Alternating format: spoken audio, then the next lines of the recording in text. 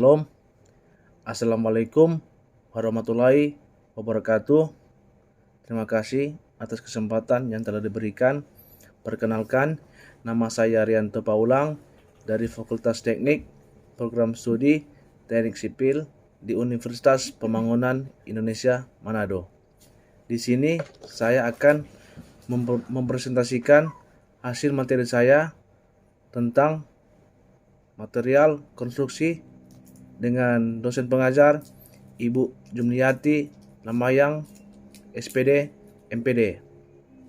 Yang pertama, pengertian tentang material. Material merupakan substansi atau bahan yang digunakan dalam proses pembuatan produk atau konstruksi. Secara umum, material adalah zat atau kombinasi zat yang dapat diolah atau digunakan untuk memenuhi kebutuhan manusia. Material memiliki karakteristik fisik, kimia, dan mekanik yang unik. Dan berikut ini adalah beberapa jenis material yang digunakan dalam industri konstruksi. Yang pertama ialah beton. Beton material yang terbuat dari campuran semen, pasir, kerikil, dan air. Yang kedua ialah baja, material logam yang memiliki kekuatan tinggi dan tahan terhadap gaya tarik. Yang ketiga, kayu, material alami yang banyak digunakan dalam konstruksi. Dan yang keempat ialah batu, material alami yang kuat dan tahan lama. Batu digunakan dalam konstruksi dinding, lantai, dan bahan hiasan seperti batu bata, batu alam, dan batu granit. Yang kelima ialah keramik, material padat yang umumnya terbuat dari tanah liat yang dipanaskan. Yang keenam ialah logam. Logam material yang kuat, tahan korosi, dan memiliki konduktivitas yang baik. Yang ketujuh ialah komposit. Material yang terdiri dari kombinasi dua atau lebih material yang berbeda. Yang ke-8 ialah kaca. Material transparan yang digunakan dalam jendela, pintu kaca, partisi, dan elemen dekoratif. Yang terakhir ialah material daur ulang. Material yang diproses kembali dari bahan bekas, misalnya beton daur ulang, kayu daur ulang, dan baja daur ulang. Itulah beberapa jenis-jenis material yang umum digunakan dalam industri konstruksi. Dan yang ketiga ialah Yang kedua ialah proses pengolahan material.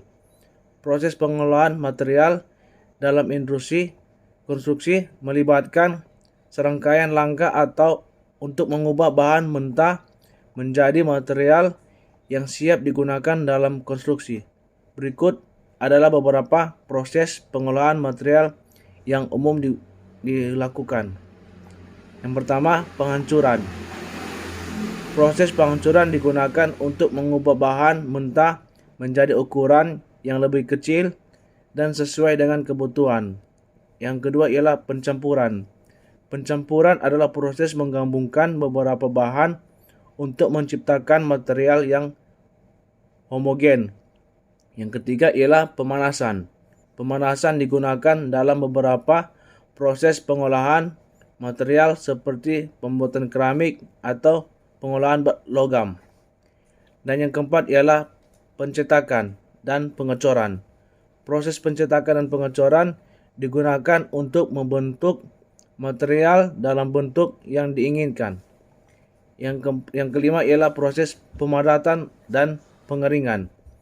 Setelah material dicetak, langkah-langkah pemadatan dan peringatan dapat diperlukan untuk mencapai kekuatan dan kestabilan yang optimal.